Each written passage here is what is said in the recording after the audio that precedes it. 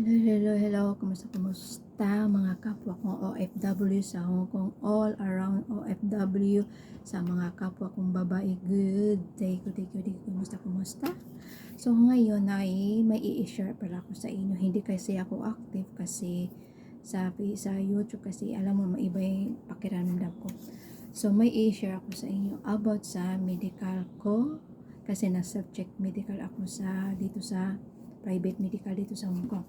So, yung medical check-up is blood test, urine, BP, at saka breast ultrasound. So, may nakita sila sa breast ultrasound ko. Left and right. Left is okay, negative. Sa right side talaga, may nakita sila. Kaya pala yung nurse, ang tagal niya matapos niya sa right side ko. Yung pala may nakita. So, ang nakita, ang na-result last week ko lang na-receive kasi April 7 ang appointment ko for medical check-up. So, last week, yun na-receive ko yung result ko. Kaya ang nakita nila is BI-RADS S3. BI-RADS, so BI-RADS. They are 4 stage. BI-RADS 1, 2, 3, 4. BI-RADS 1 is negative. Wala silang nakita. BI-RADS 2, may nakita sila pero hindi siya cancerous. Number 3, BI-RADS 3, may nakita sila sa akin is matawag siya benign. B-E-N-I-N-G. Benign. It means ano siya, parang bukol siya pero hindi siya cancer. So, BI-RADS number 4, yun na ang kumbaga stage 4 na parang grabe siya kasi magbabiopsy. Hindi siya grabe kasi yan na time na mag-biopsy na yung breast mo para awareness, di ba? So, ngayon, kaya nga in-share ko sa inyo itong experience ko kasi babae ako. Gusto ko express niyo na sa inyo kasi babae din kayo. So, please lang mga kapwa kong OFW or kapwa kong mga babae, please lang magpa-health check up kayo sa mga breast ultrasound, kahit ano any part of the body, please lang para malaman nyo kung ano ang yung sakit.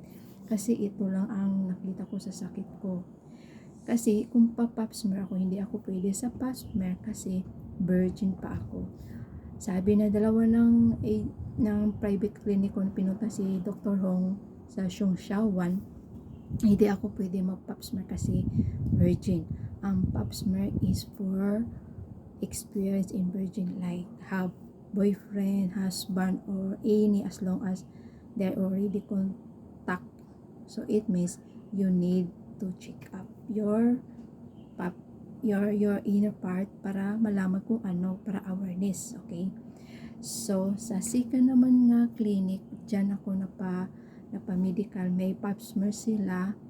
So, sinabi naman ng doktor kung ako daw, sabi ko, kung pwede ba, sabi niya, hindi ka pwede kasi virgin ka pa, in the age, kasi Muslims mga 18, hindi na virgin, kaya yung iba parang hindi nila inaano yung sarili niya. Kaya parami silang na-encounter ng mga babae na may sakit, okay? Kaya hindi maagapan. So, ngayon, mga kapwa kong mga babae, please lang, huwag naman nyo take for granted yung health. Kaya tayo nagtrabaho para oo, may pamilya tayo. Pero, health first sa atong sarili natin kasi nagtatrabaho tayo. Alam nga naman, no? Hindi ka mag-self-check sa sarili mo, aantayin mo, nakaano ka na na-collapse ka na, napunta ka na sa doktor, yun, may cancer ka pala, di ba? So, please, take your time, check your inner part, please punta kayo sa private clinic, please na kahit 1,000 each KD lang, pwede na kayo.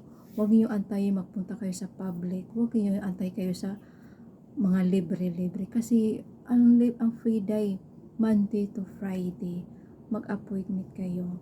At least okay lang, wala problema sa akin kasi choice nyo yan. Kasi lalabas naman kayo kasi magmamamarket. Ako hindi ako pwede maglumabas ng ganyan kasi stay home lang ako palagi, bahay lang ako. Kaya sa Sunday lang ako pwede available, kaya pinili ko yung ang private clinic para makita agad kung ano ang sakit na sa aking inner part. Kaya yung sa akin sa breast, right side breast, BI-RAD number 3, yan ang nakita. Kaya another check up ako sa 6 months para makita ko kung stable pa siya o lumalaki. Kasi anytime mo active siyang lumalaki, magiging 4. Sana wag naman number 4, kaya kung pwede na number 1 para healthy na ako, di ba? So please mga kapwa ko, mga babae dyan, lahat, mga kapwa kong babae, ma-virgin ka, hindi ka pwede mag-pap smear. Yung experience ng sex, pap smear kayo, maawa ka sa yung sarili. Kailangan, para maklaro kung may sakit ba yung lower part nyo. Then, yung breast ultrasound din kayo, para malaman kung ano ba. Body check up kayo kung pwede lang. Kasi ako, only apple lang. Baka sa next, isabay ko yung ovary kung pwede lang sa after. Kumbaga, ultrasound. Yan din ang next stage ko, next step ko pag nag 6 months para isabay ko yung breast at saka yung ovary ko. So, hope makatulong.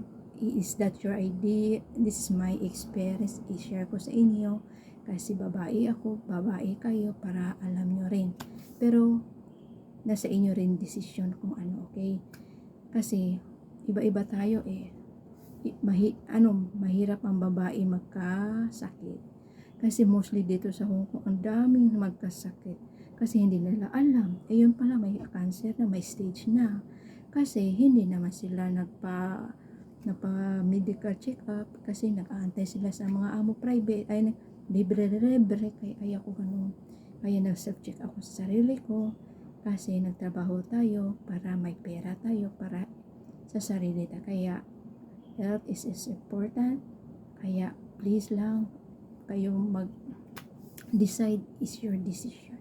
This is what my experience. Kaya ini-share ko sa inyo what is best. So please kapwa kong OFW, mga kapwa kong babae, please lang body check up kayo. Kasi may pera naman tayo. Dapat sarili muna natin before sa atong pamilya. Kasi ang pamilya everyday yun eh, every month yun eh. Kung ikaw mawala, paano sila, di ba? Kaya nga sila. Please lang, nasa inyo rin ang desisyon.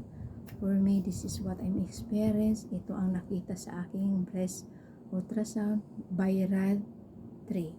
So, may bukol siya, pero hindi siya cancer. Mag-follow up ko 6 months sa another second ultrasound. Sana hindi siya ma-active. Kung pwede na, magiging zero, number 1, back to 0 para active, diba? So, sige, salamat. Good morning. Have a blessed day. Bye. Love you.